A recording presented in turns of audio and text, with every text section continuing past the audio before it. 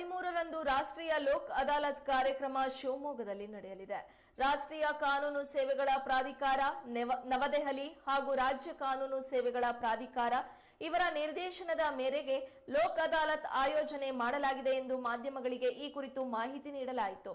Civil, ವೈವಾಹಿಕ, motor ಪರಿಹಾರ ಪ್ರಕರಣಗಳು, ಚೆಕ್ ಬೌನ್ಸ್, ರಾಜಿಯಾಗಬಹುದಾದ ಕ್ರಿಮಿನಲ್ ಪ್ರಕರಣ ಸೇರಿದಂತೆ ಇತರ ಪ್ರಕರಣಗಳ ಉಭಯ ಕಕ್ಷಿದಾರರನ್ನ ಸೇರಿಸಿ ರಾಜಿ ಸಂಧಾನದ ಮೂಲಕ ಪ್ರಕರಣಗಳ ಇತ್ಯರ್ಥ ಕಾರ್ಯ ಆ ದಿನ ನಡೆಯಲಿದೆ ಎಂದು ಮಾಧ್ಯಮಗಳಿಗೆ ಮಾಹಿತಿ ನೀಡಿದರು. ಇದೇ ತಿಂಗಳ 13ನೇ ತಾರೀಕು ಶನಿವಾರದಂದು ಜನತಾ ನ್ಯಾಯಾಲಯ ಅಂದರೆ ಲೋಕ್ ಅದಾಲತ್ ನಡೀಲಿಕ್ಕಿದೆ. ರಾಷ್ಟ್ರಾದ್ಯಂತ ನಡೆಯುವ ಕಾರ್ಯಕ್ರಮ ಇದು.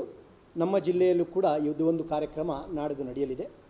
ಈಗಾಗಲೇ ನಾವು ಆ ಪ್ರಕರಣ ಲೋಕ್ ಅದಾಲತ್ನಲ್ಲಿ ಇತ್ಯರ್ಥವಾಗುವ ಪ್ರಕರಣಗಳನ್ನು ಗುರುತಿಸಿ ಪಕ್ಷಗಾರರಿಗೆ ನೋಟಿಸನ್ನು ಕೊಟ್ಟು ಎಲ್ಲ ತಯಾರಿಯನ್ನು ಕೂಡ ಮಾಡಿದ್ದೇವೆ. ಈ ತಮ್ಮ ಮೂಲಕ ನಾವು ಕೇಳಿಕೊಳ್ಳುವುದೇನಂತ ಹೇಳಿದರೆ, ಮೊದಲನೇದಾಗಿ ನ್ಯಾಯಾಲಯದಲ್ಲಿರುವ ಪ್ರಕರಣಗಳು, ಇನ್ನೊಂದು ನ್ಯಾಯಾಲಯಕ್ಕೆ ಮುಂದೆ ಬರಬಹುದಾದ ಪ್ರಕರಣಗಳು, ಇಂಥ ಎರಡು ಪ್ರಕರಣಗಳನ್ನು ಗುರುತಿಸಿ ಅಂಥ ಯಾವುದಾದರೂ ವಿವಾದಗಳು ಈವರೆಗೆ ನಮ್ಮ ಗಮನಕ್ಕೆ ಬರದೆ ಎಲ್ಲಿಯಾದರೂ ಇದ್ದಲ್ಲಿ ದಯವಿಟ್ಟು ಅದನ್ನು ನಮ್ಮ ಗಮನಕ್ಕೆ ತಂದು ತಾವು 13ನೇ ತಾರೀಕು ಲೋಕ್ ಅದಾಲತ್ನಲ್ಲಿ ಭಾಗವಹಿಸಿ ಇದನ್ನು ಯಶಸ್ವಿಗೊಳಿಸಲು ಸಲುವಾಗಿ ನಾವು ತಮ್ಮ ಮೂಲಕ ಕೋರಿಕೆಯನ್ನು ಮಾಡ್ತಾಯಿದ್ದೀವಿ. ಮುಖ್ಯವಾಗಿ ಹಣಕಾಸು ವ್ಯವಹಾರ, ಬ್ಯಾಂಕ್ಗಳಲ್ಲಿ ಪಡೆದುಕೊಂಡ ಸಾಲಕ್ಕೆ ಸಂಬಂಧಪಟ್ಟಿದ್ದು, ಅದೇ ರೀತಿ ಖಾಸಗಿ ಸಂಸ್ಥೆಗಳಿಂದ ಸಾಲ ಪಡೆದುಕೊಂಡಿದ್ದು ಮತ್ತು ಖಾಸಗಿ ವ್ಯಕ್ತಿಗಳಿಂದ ಸಾಲವನ್ನು ಪಡೆದುಕೊಂಡು ಈ ಬಗ್ಗೆ ವಿವಾದಗಳು ಇದ್ದಲ್ಲಿ ನಾವು ಸಂಧಾನದ ಮೂಲಕ ಉಭಯ ಪಕ್ಷಗಾರರಿಗೆ ತೀರ್ಮಾನ ಬರುವ ರೀತಿಯಲ್ಲಿ ಆ ಪ್ರಕರಣಗಳನ್ನು ಇತ್ಯರ್ಥ ಮಾಡಿ ಜನತಾ ನ್ಯಾಯಾಲಯದಲ್ಲಿ ತೀರ್ಮಾನ ಮಾಡ್ತೇವೆ. ಅದೇ ರೀತಿ ನ್ಯಾಯಾಲಯದಲ್ಲಿರುವ ಪ್ರಕರಣಗಳ ಪೈಕಿ ಸಿವಿಲ್ ವ್ಯಾಜ್ಯಗಳು, ಸಹೋದರಿಯರ ನಡುವೆ ಇರುವಂಥ ವಿಭಾಗದ ಬಗ್ಗೆ ಇರುವಂಥ ವಿವಾದ ಆಗಿರ್ಬೋದು, ಅದೇ ರೀತಿ ಚೆಕ್ ಬೌನ್ಸ್ ಪ್ರಕರಣ, ಮೋಟಾರು ವಾಹನ ಅಪಘಾತದಲ್ಲಿ ಗಾಯಗೊಂಡವರು ಅಥವಾ ಮೃತಪಟ್ಟವರ ವಾರಸುದಾರರಿಗೆ ಪರಿಹಾರವನ್ನು ಕೊಡುವ ವಿಚಾರವಾಗಿರ್ಬೋದು, ಎಲ್ಲ ರೀತಿಯ ಪ್ರಕರಣಗಳನ್ನು ನಾವು ಈ ಲೋಕ್ ಅದಾಲತ್ನಲ್ಲಿ ರಾಜಿ ಮೂಲಕ ಇತ್ಯರ್ಥ ಮಾಡ್ತಾಯಿದ್ವಿ. ದಯವಿಟ್ಟು ಎಲ್ಲರೂ ಕೂಡ ಈ ಲೋಕ್ ಅದಾಲತ್ನಲ್ಲಿ ಭಾಗವಹಿಸಿಕೊಂಡು ತಮ್ಮ ಪ್ರಕರಣಗಳನ್ನು ಇತ್ಯರ್ಥಪಡಿಸಿಕೊಂಡು ನಮಗೆಲ್ಲ ಸಹಕಾರವನ್ನು ಕೊಡಬೇಕು ಅಂತ ನಾನು ಕೇಳ್ಕೊತಾ ಇದ್ದೀನಿ. ಶಿವಮೊಗ್ಗ ಜಿಲ್ಲೆಯಲ್ಲಿ ಒಟ್ಟು 55,000 ಪ್ರಕರಣಗಳು ನಮ್ಮ ಜಿಲ್ಲೆಯ 7 ತಾಲೂಕುಗಳ 45 ನ್ಯಾಯಾಲಯಗಳಲ್ಲಿ ಇದೆ. ಅವುಗಳ ಪೈಕಿ ರಾಜಿ ಆಗಬಹುದಂತ ಸುಮಾರು 14,000 ಪ್ರಕರಣಗಳನ್ನು ನಾವು ಈಗಾಗಲೇ ಗುರುತಿಸಿದ್ದೇವೆ.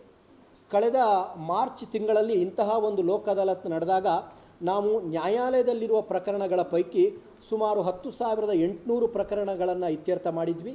ಅದೇ ರೀತಿ ಈ ವ್ಯಾಜ್ಯಪೂರ್ವ ಪ್ರಕರಣಗಳು, ನ್ಯಾಯಾಲಯಕ್ಕೆ ಮುಂದೆ ಬರುವಂಥ ಪ್ರಕರಣಗಳ ಪೈಕಿ ಸುಮಾರು 1,00,000 ಪ್ರಕರಣಗಳನ್ನು ನಾವು ಇತ್ಯರ್ಥವನ್ನು ಪಡಿಸಿ ಸಾಧನೆಯನ್ನು ಮಾಡಿದ್ವಿ. ನಮ್ಮ ಈ ಬಾರಿಯ ಗುರಿ ಅಂತ ಹೇಳಿದರೆ, ಆ ಕಳೆದ ಬಾರಿ ಏನಾಗಿದೆ ಅದಕ್ಕಿಂತ ಹೆಚ್ಚಿನ ಪ್ರಕರಣಗಳನ್ನು ಇತ್ಯರ್ಥಪಡಿಸಿಕೊಳ್ಳುವಂಥದ್ದು.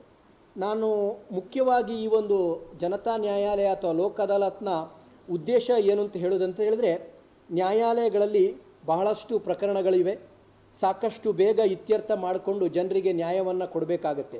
ಅಂಥದ್ರಲ್ಲಿ ಕೆಲವು ರಾಜಿ ಆಗಿರುವ ಪ್ರಕರಣಗಳನ್ನು ಈ ರೀತಿ ಲೋಕ್ ಅದಾಲತ್ನಲ್ಲಿ ತೀರ್ಮಾನ ಆದಲ್ಲಿ ನ್ಯಾಯಾಲಯಗಳ ಮೇಲಿನ ಒತ್ತಡ ಕಡಿಮೆಯಾಗಿ ನಮಗೆ ಉಳಿದಂಥ ಪ್ರಕರಣಗಳು ಯಾವುದಿದೆ, ರಾಜಿ ಆಗದೇ ಇರುವ ಪ್ರಕರಣಗಳು ಅಥವಾ ಘೋರ ಪ್ರಕರಣಗಳು ಯಾವುದಿದೆ ಅದನ್ನು ಬಹಳಷ್ಟು ಬೇಗ ಇತ್ಯರ್ಥ ಮಾಡಿ ಜನರಿಗೆ ನಾವು ನ್ಯಾಯವನ್ನು ಒದಗಿಸಿಕೊಡಲಿಕ್ಕೆ ಸಹಾಯ ಆಗುತ್ತದೆ ಎನ್ನುವ ಸದುದ್ದೇಶದಿಂದ ಈ ಲೋಕ್ ಅದಾಲತ್ ಕಾರ್ಯಕ್ರಮ ನಡೀತಾ ಇದೆ. ದಯವಿಟ್ಟು ಎಲ್ಲರೂ ಕೂಡ ಈ ಲೋಕ್ ಅದಾಲತ್ನ ಪ್ರಯೋಜನವನ್ನು ಪಡೆಯಬೇಕು. ಅದೇ ರೀತಿ ಇತ್ತೀಚೆಗೆ ಸರ್ಕಾರದಿಂದ ಸುತ್ತಲೂ ಕೂಡ ಹೊರಪಡಿಸಿದೆ. ಆಸ್ತಿಗೆ ಸಂಬಂಧಪಟ್ಟಂಥ ತೆರಿಗೆ ತಾವು ಮುನ್ಸಿಪಾಲ್ಟಿಯಲ್ಲಿ ಕಟ್ಟಬೇಕಾಗಿದೆ, ಆ ತೆರಿಗೆಯನ್ನು ಜುಲೈ 31ರೊಳಗೆ ಪಾವತಿ ಮಾಡಿದರೆ ನಿಮಗೆ 5% ಕಡಿಮೆ ಅಂದರೆ ಡಿಸ್ಕೌಂಟ್ ಕೊಡ್ತಾರೆ ಎನ್ನುವ ಸರ್ಕ್ಯುಲರ್ ಕೂಡ ಬಂದಿದೆ. ಅದರ ಪ್ರಯೋಜನವನ್ನು ಕೂಡ